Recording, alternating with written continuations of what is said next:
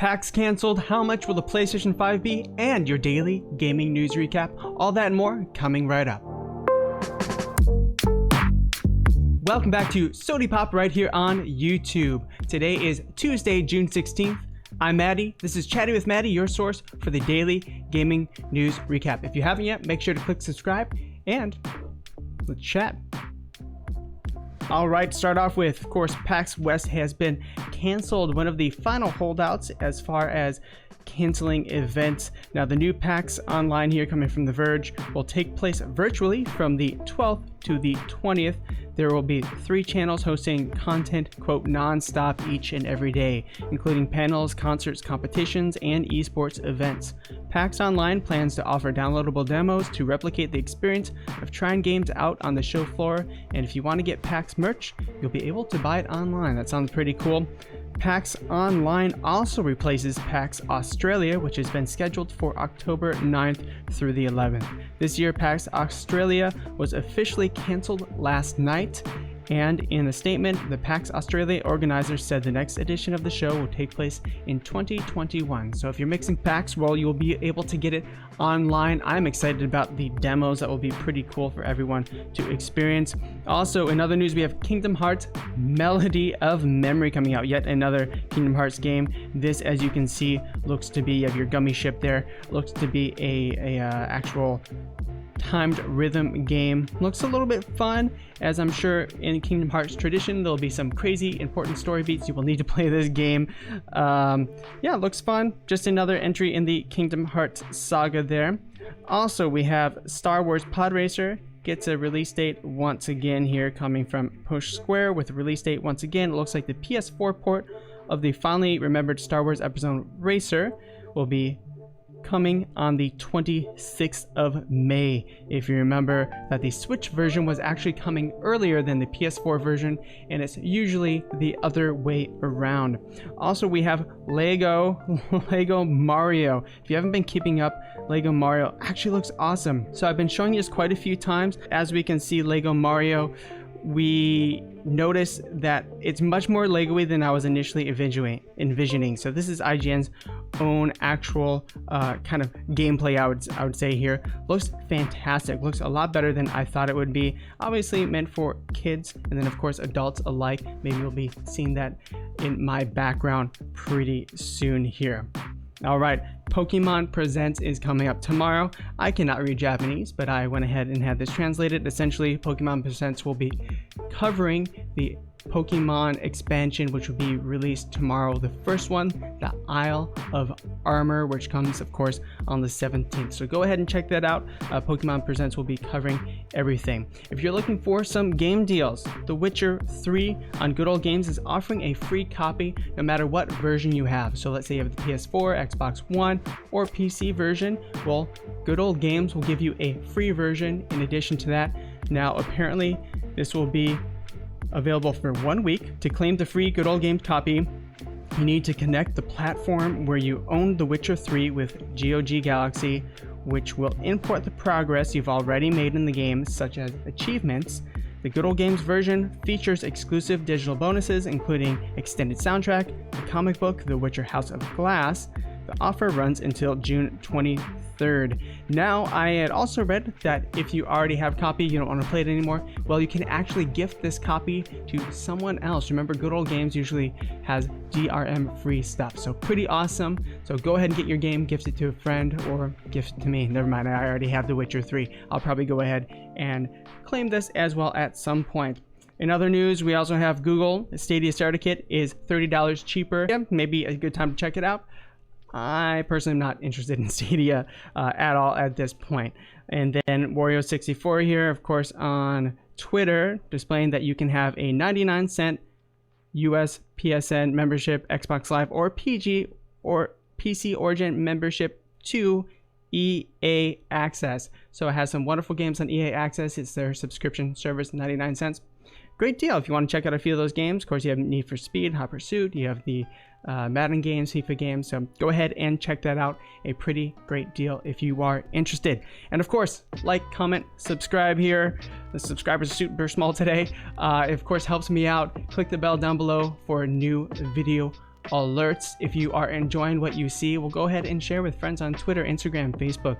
You have it. We are almost at 100 subscribers, at 95 as of right now. So very, very close. And then we just are going to grow from there. Thank you so much to everyone who has been watching and commenting and enjoying this. I hope you continue to in the future. All right, moving on. Nintendo. So Nintendo Switch shortage expected to end soon. This is coming from lordsofgaming.net. As we scroll down here, we can see that Bloomberg has reported manufacturing in China resumed back in late March. Once Nintendo is able to move parts to its assembly facilities in Vietnam, mass production can resume. The process has or will begin sometime late spring. We could see Nintendo start to fill back orders in the next 3 to 4 weeks, followed by large chain retail stores replenishing their shelves. So the important bit here, there is hope that the standard Switch console will be back on shelves before the end of July. We expect the Switch shortage to end this summer. And then going back on, we have not heard much news from Nintendo as far as their future plans. This leads into that. At the end of the Switch shortage could mean even bigger things for those who already own the console. Nintendo may be reluctant to share their holiday 2020 plans until the Switch shortages calm down. That makes sense. They want as many people who want a Switch to have it, and then they'll unveil their holiday plans. Of course, we have the next-gen consoles coming. Again, there's that big rumor that they're going to be coming out with a whole bunch of Mario remakes. I think those are some of the best games. It'd be amazing because so many people missed those generations of Mario games. So it'd be very, very cool to see them, especially if we saw like Mario 64 remade from the ground up. That would be absolutely wild. The future of gaming here. So this is Digital Foundry. This future-proofing your PC for next generation gaming I thought was really interesting. You should go ahead and check it out. Essentially, he goes over what is in the Xbox Series X and the PS5 and what do you need to buy for PC hardware to live up to those specs. He goes over the most common things seen from the Steam database as far as the actual GPUs used in Steam, and he's like, well, 97% of current Steam users do not have anything close to what's going to be in these consoles. And then talking about CPU specs, even less than that or around that same amount have even less of a CPU than would be in the new consoles. And this goes back to my argument that, you know, the Series X and PS5, the PS5, in my opinion, the decision is, do you like the PlayStation exclusives? Not just PS5 exclusives, but do you like the PS4 exclusives? Well, that means you should get a PlayStation. The Series X, in my opinion, is, are you thinking about upgrading your PC? How much would that be? For me, that would be a big upgrade because I need to upgrade the motherboard, you know, the RAM, I need to upgrade a whole bunch of things. Well, or could you just buy a Series X instead of upgrading your GPU and all these other things, and that would be cheaper and future-proof you for a little bit longer, and until you can wait until new, bigger CPU parts get cheaper and more efficient. So go ahead and check this out. Really interesting watch. Really, really cool. Speaking of Series X, so we haven't seen much from them other than the reveal almost a month ago now. Of course, PlayStation 5 has really taken the headlines with all the information on the new console and the SSD and the PlayStation 5 architecture. We haven't seen Series X games. Of course, we know Halo's coming out, but what else is there? Well, this industry analyst, he is an independent analyst, Benji Sales, says people are in for a really rude awakening in July with the Xbox has no games narrative. Just saying, if you want to be cheerlead for a console, you have to find a different stance / tagline next gen. Just heads up. That is awesome. Looking for more amazing Xbox games. You know, we've seen Halo, of course, but we haven't seen many other games. Of course, we've been waiting a lot of new IPs. The Xbox One generation really didn't bring the strength as far as new IPs. You know, they had Gears, Halo, of course, Forza, but Xbox One kind of gave up on a lot of these cool things that we were going to see. You know, we had that Platinum Games game that was canceled. We had that other one that was with the cards that was going to make a return that never came to fruition. So there's a lot of stuff with Xbox One that didn't exactly come true. Hopefully we'll see a ton of stuff. They have 15 studios. They've been acquiring first-party studios. So hopefully we'll see some amazing things. Of course, there was Ori and the Blind Forest, Ori of the Will of the Wisps. That is a little bit of a smaller game. Now, again, what I've said with Xbox is that all this stuff will also be coming to PC. So there's no pure exclusives like we see on PlayStation 5 quite yet. And for me, I'm gonna probably wait to see if my PC can run them pretty well. And then if not, maybe again, at that time, maybe a year or two from now, I'll see, would it make more sense to upgrade the PC, or would it make more sense to get a Series X? I'm definitely leaning at this time towards the PlayStation 5 for its exclusives, and then all the exclusives that I haven't yet tried on the PS4. EA in the game. Now, Electronic Arts, we already knew this, that they were going to do their own kind of next gen transfer. Remember, we have Microsoft, what is it called, Smart Delivery. So if you play something on the One, it will immediately transfer to the Series X for the best possible version. It will automatically upgrade. Well, the third parties have to agree to that. EA never agreed to that. They are doing their own thing, and it's going to be not as great. It's going to be within like the first month or two, you have to have the Series X and make the transfer. If not, well, too bad, you have to rebuy the game. Now this is going into the PlayStation 4 as part of EA's dual entitlement scheme. Players who purchase the game for PS4 or Xbox One will be able to upgrade their copy to next generation version for free, as we have just discussed. This is from VGC, by the way. Physical discs cannot currently be used to upgrade to discless consoles. EA are actively looking for solutions to support those players who want to convert their physical copy to a digital entitlement. Currently, no upgrade pathway exists for the disc to digital for those partners to offer next generation discless consoles to continue to share any progress in that space. And a little bit lower, we say EA has chosen to implement its own next gen game upgrade scheme rather than use Microsoft's smart delivery technology. So again, we see a small flaw in the smart delivery technology. Hopefully most do that for the next coming generation. But again, this is from disc to digital.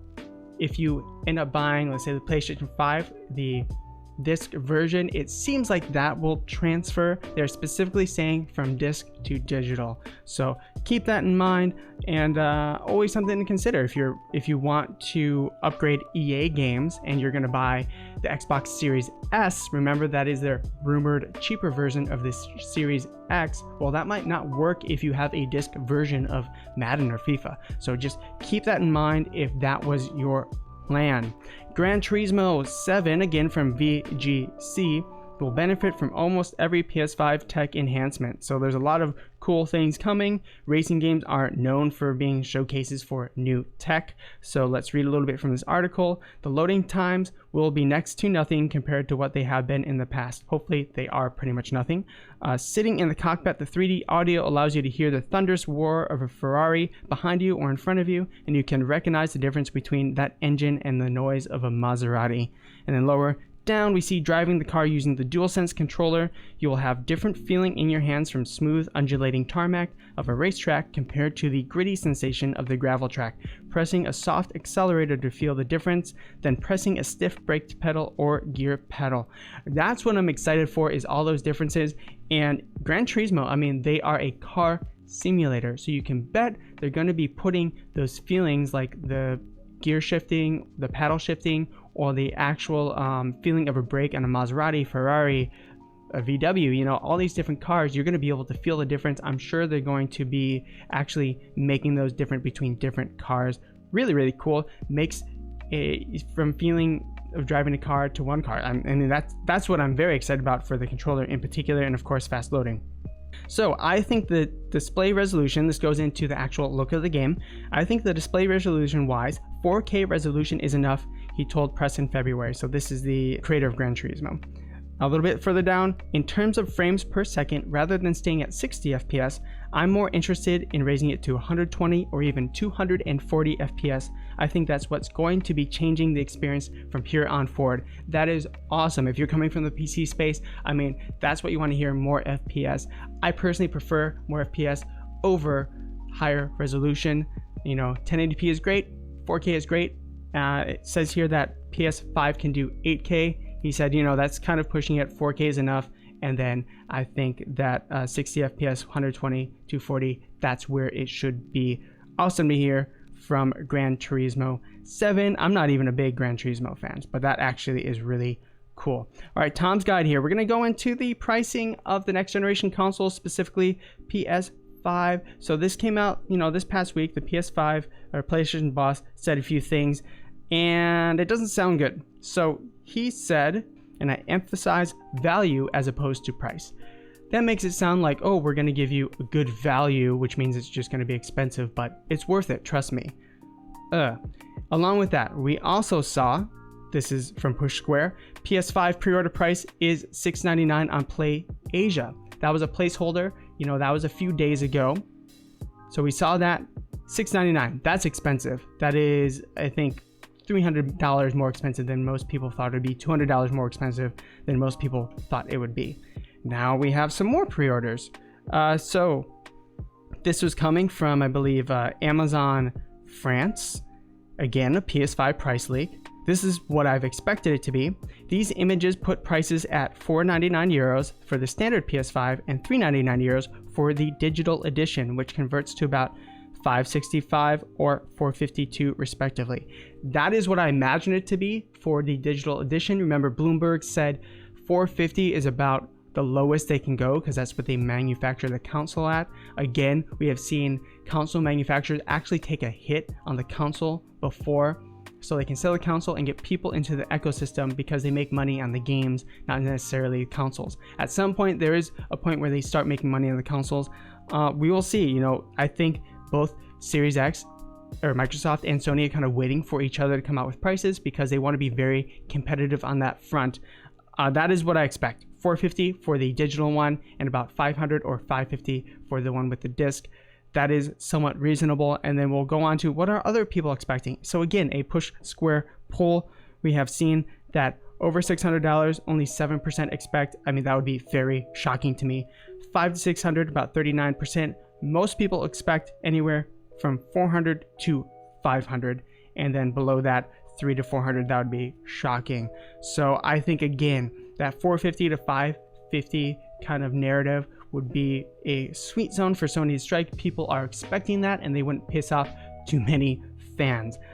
Really awesome. I asked some people yesterday, what do you expect? I think $500 was what about the price range people expected and would purchase the PS5 for. The Series X seems like they're going to go with a competitive pricing model as well. All right, guys. Well, thank you so much. This has been Chatty with Matty. I appreciate all your support. Again, like, follow, subscribe, comment down below. Let me know what you're excited for. Are you excited for that new Kingdom Hearts rhythm game? I mean, we have so much coming up. Are you going to go to the PAX digital event? And then finally, we are almost at 100 subscribers. So if you know any friends who would like this, come on, recommend them here. I really appreciate it. Of course, we'll be chatting down below. Follow me on the 3Ts and IG, Twitter, Twitch, TikTok, and Instagram at SodiPop Media here. And then I will be seeing you later. Remember, have a great day. Be yourself. And eat a cookie. Bye.